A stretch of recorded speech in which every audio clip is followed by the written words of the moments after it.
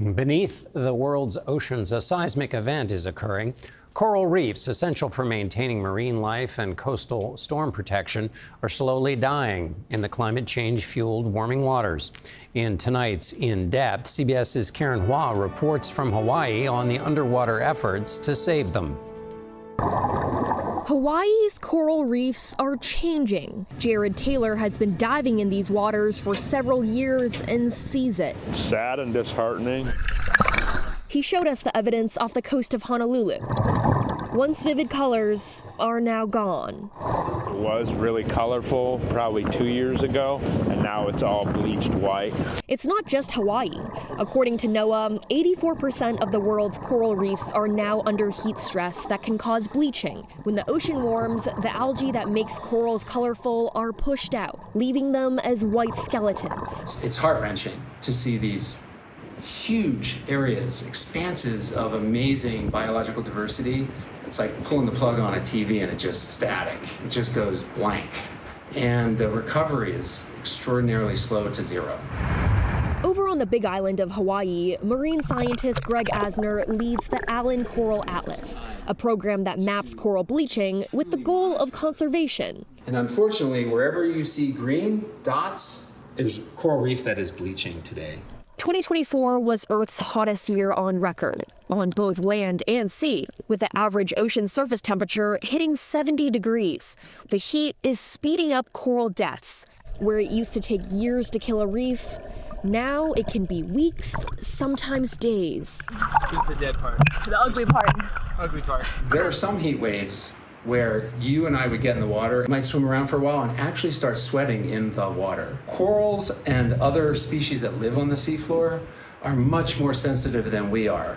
Compared to Hawaii, the decline is worse in the Great Barrier Reef and Galapagos Islands. The problem is the most severe in the Caribbean and Florida.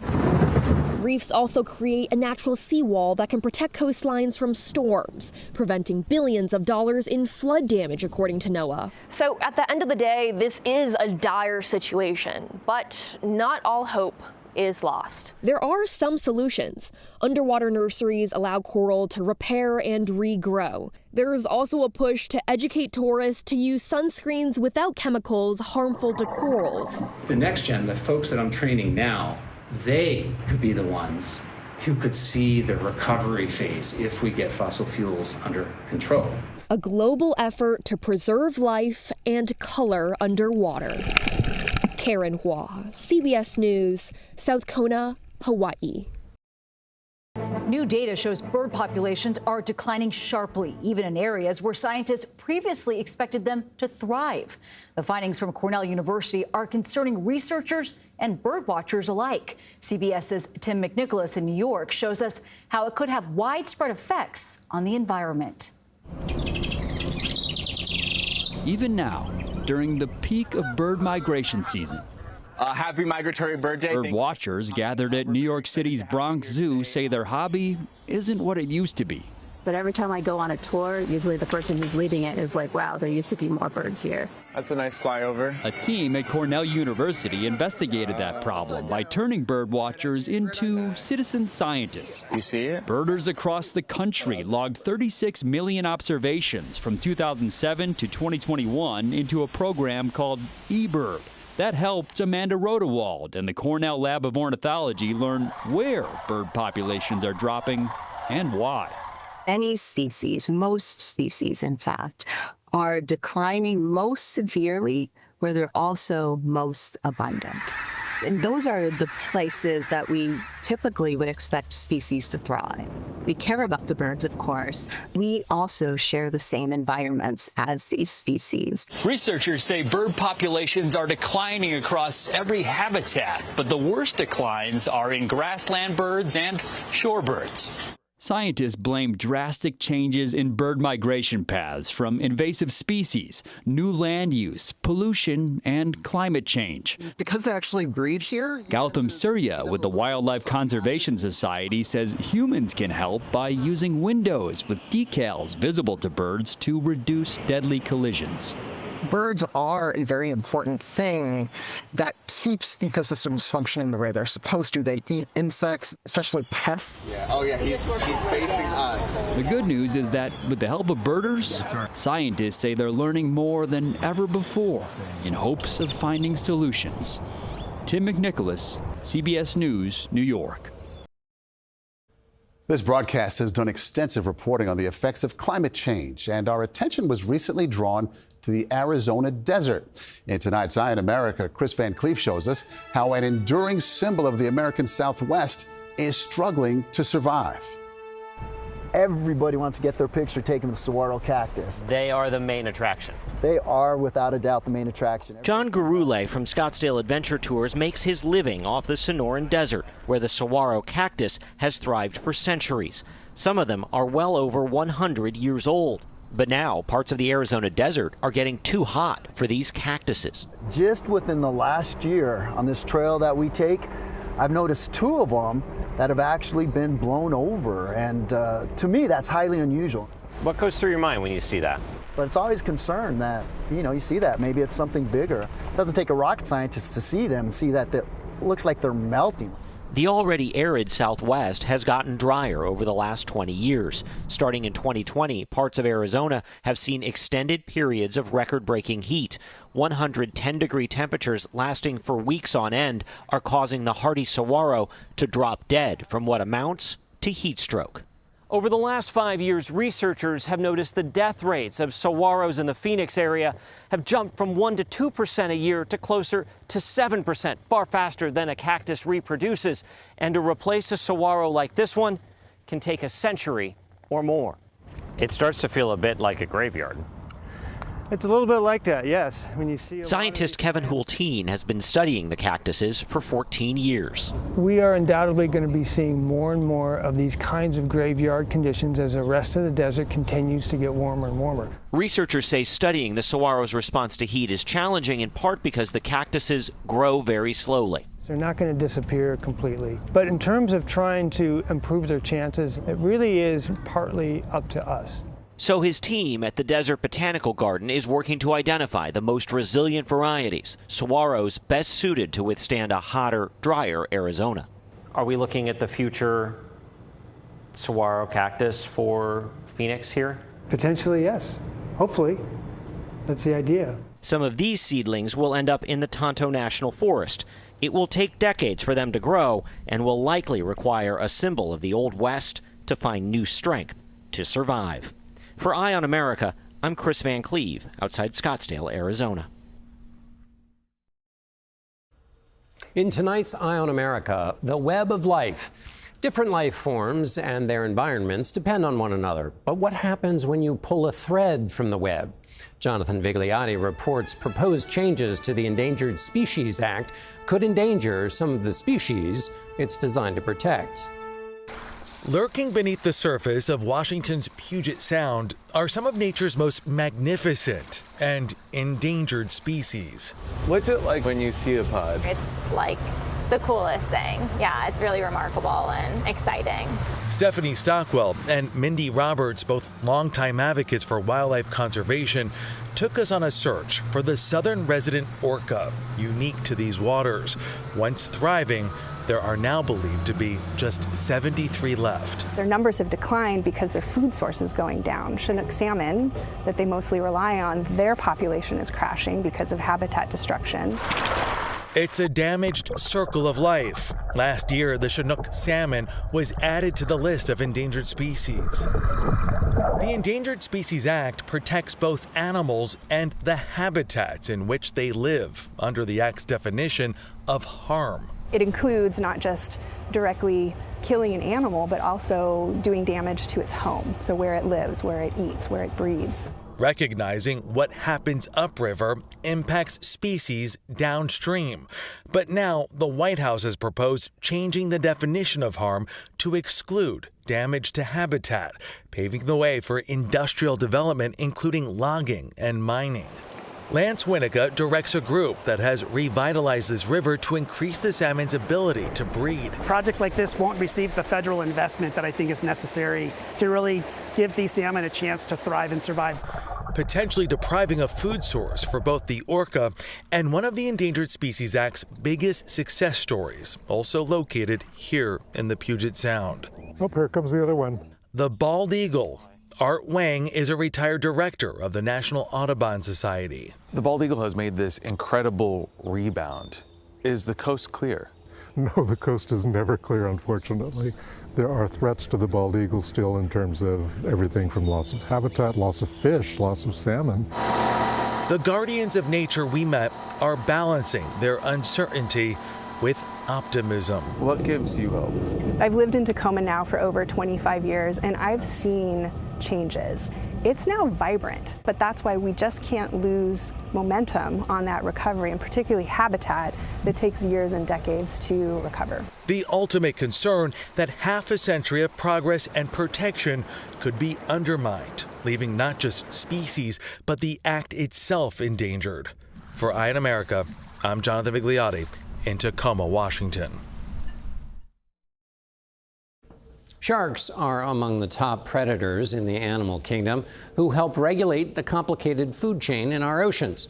Marine scientists are studying how the food they eat can be a litmus test for the health of our oceans. Our Elizabeth Cook hopped aboard a ship in the Pacific to show us. Oh my gosh, there he is. Pulling a 7-foot-long shark out of the water turned out to be a lot easier than you might expect. Hey, look what I caught. Marine scientists from Oregon State University do this so they can study them and learn from them. I got you. Crank him up to your touch. Hi. Dr. Taylor Chappell directs the university's Big Fish Research Program. Whether this male is mature or not. So what kind of shark is this? So this is a broad-nosed 7-gill shark. He doesn't seem to mind that you're doing all these things to him.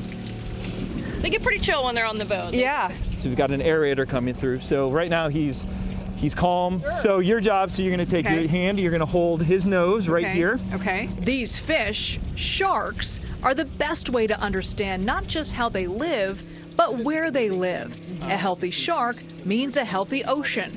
I got it all under control. Don't worry. Don't worry. Oh my God. Good. You got it. Nice. Dr. Chappell and members of the university team have studied 350 sharks in this one bay. Total 221. Willapa Bay in the state of Washington, just north of the Oregon border.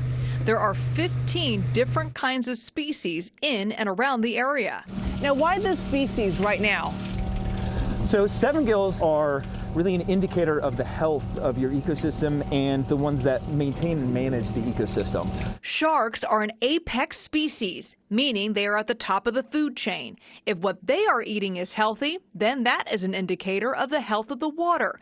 And that matters too for many of the people who live here and depend on fishing for their livelihoods. So we'll actually collect the stomach contents from the individual shark.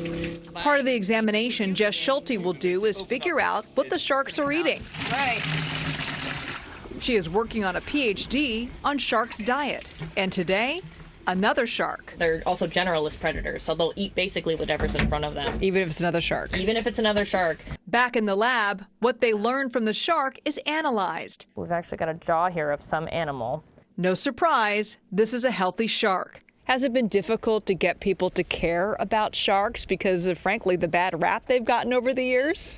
Yeah, people are interested in sharks. They like to watch a show about sharks, but when it comes to people opening their wallet to support the research, it's really, really difficult. But because of what he and his team have been able to do here, they can say this one bay is healthy.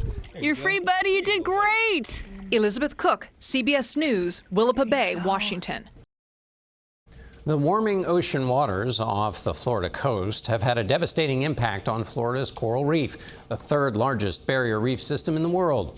In tonight's In Depth, Manuel Bajorquez reports scientists now believe they have found at least one way to give the coral a fighting chance.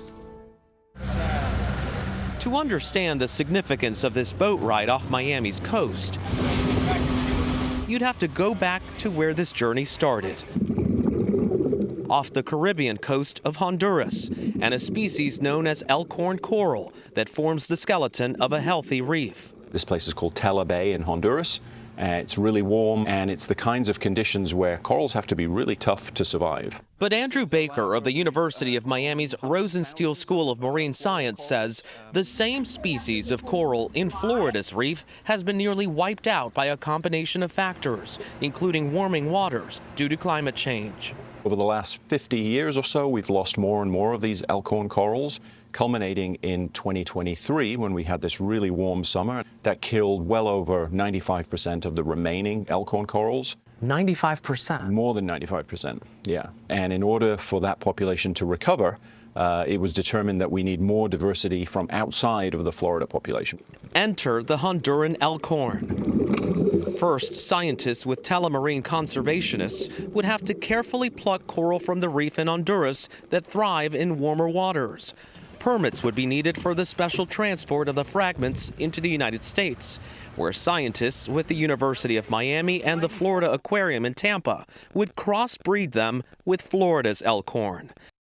Now to that boat ride near Miami. It's the first time ever in the world that an international cross of corals from different countries has been permitted for outplanting on wild reefs.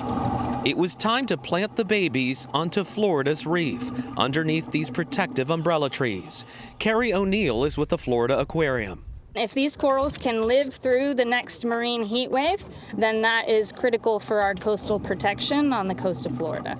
Coastal protection because the reefs help break up hurricane-fueled waves that could flood South Florida's coastline. We need to now scale this up and be outplanting hundreds of thousands of baby corals all throughout the reef. And there are ways to do that, but we've got to gear up and get going. Baker has nicknamed the new population Flonduran and is hoping they can be a sea change in the fight to protect this reef. Manuel Bojorquez, CBS News, Miami. After diners eat oysters, the restaurant usually throws out the shells, but now some restaurants are donating them to help save the oceans. David Schechter has tonight's Eye on America. Fishermen have taken oysters out of these Connecticut waters for generations. We're loading it up on boats, and they're bringing it out into Long Island Sound. It's the best. But Todd Kahnke and Tim Macklin are about to dump millions of old shells back in. It's amazing that two guys can do all of this work. Oyster beds are critical to a healthy ocean, filtering water, preventing erosion, and providing a home for an estimated 300 different species. This is a recycled shell. In an aquatic circle of life, old shells also provide the ideal surface for baby oysters to latch on and grow, sometimes several to a shell. We're almost at 700,000 pounds in 2 years. The mission of this two-person nonprofit called Collective Oyster Recycling and Restoration is to help restore the health of Connecticut's overfished oyster beds. We've been taking it out of the sound for over 100 years, and nobody's really putting it back in. It's funded by state grants and is the newest addition to a list of existing programs in most states on the Atlantic coast and on the Gulf. And it starts with... You got any over there? Collecting shells from some 50 Connecticut seafood restaurants that leave them in buckets out back. After that, the shells cure for a year in this pile, enough time to kill invasive species so as not to contaminate the sound. You do a tremendous amount of schlepping. Yeah, it's good for the waistline. Yeah. We just move shell, really, is what we do, and nature does all of the work. It's a problem if it's going to the landfill, and it's a problem if nobody steps up. You just want to twist back and forth, right? I got something. Something moved. One of the restaurants they collect from is the Oyster Club in Mystic, Connecticut. Cheers. Chef Renee Tupance says they serve 4,000 to 6,000 oysters a week, some of the nearly 2 billion that Americans eat every year. Delicious. When these guys showed up, they're like, hey, can we have your oyster shells? We were like, who are you? At first, but then we were like, yes, oh my God, absolutely. We have so many. It's important to make sure that we are doing our part to help make the world better and making our ecosystem stronger. These are so good. From table to bucket, bobcat to deck, they're recycling an ocean staple. Cheers. The oysters. So we can all enjoy it again and again. For Eye on America, I'm David Schechter in Mystic, Connecticut.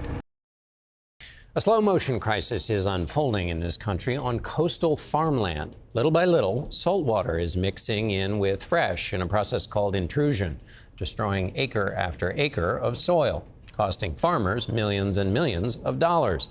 Here is national environmental correspondent David Schechter.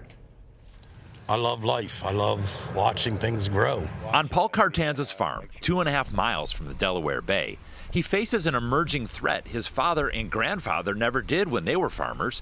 Saltwater, which kills corn, is getting into his crops. One study estimates salt intrusion could damage up to $100 million of mid-Atlantic farmland each year. There's probably 12 or 16 rows of corn that we would use to plant here when we didn't have the salt intrusion. So this would have been pointless to put corn here because it wouldn't make it? Yes. The area where saltwater meets freshwater is called the salt wedge. With climate change causing sea levels to rise, more saltwater is pushing up the river. And during a drought, less water is flowing down. The combination allows the wedge to push even further up. And that's what happened last summer in Philadelphia, which gets nearly 60% of its water from the Delaware. Saltwater moved 20 miles towards one of its drinking water intakes. You see the tops of the dead trees. Holly Michael, a professor at the University of Delaware, studies saltwater problems, and the biggest one is how it impacts our drinking water. Salt is corrosive.